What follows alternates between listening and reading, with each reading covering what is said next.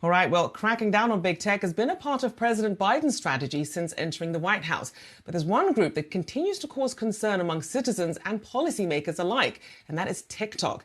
Parent company ByteDance has spent years negotiating with federal agencies as fears continue to swirl over its use of data, the potential for the platform to be weaponized, or even used as an arm of the Chinese state. A federal crackdown has started, but where could it go next?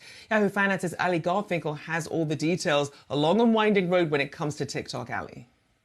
A long and winding road indeed, Rochelle. The government has sort of put TikTok between a rock and a hard place. However, it hasn't decided what it wants that hard place to be exactly. There are sort of a couple of options sort of playing out right now on the federal level. The first is from Congress, the theoretical all-out ban that's been put forth by, among others, Senator Marco Rubio.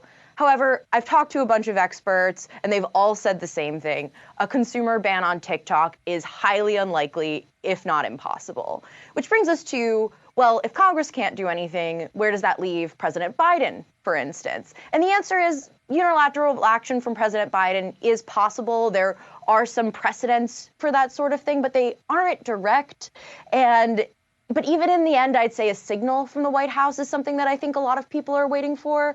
Ultimately, investigations are still carrying out on this federal level. Of course, the most famous is the Council on Foreign Investment in the United States investigation, CFIUS, which has been incredibly protracted. It's been going on for, I believe, almost 2 years, if not 2 years exactly. I think it's worth looking at TikTok's response to this, Rochelle, as well. Their response was actually not what I was expecting. It was the idea that a ban on TikTok would be piecemeal.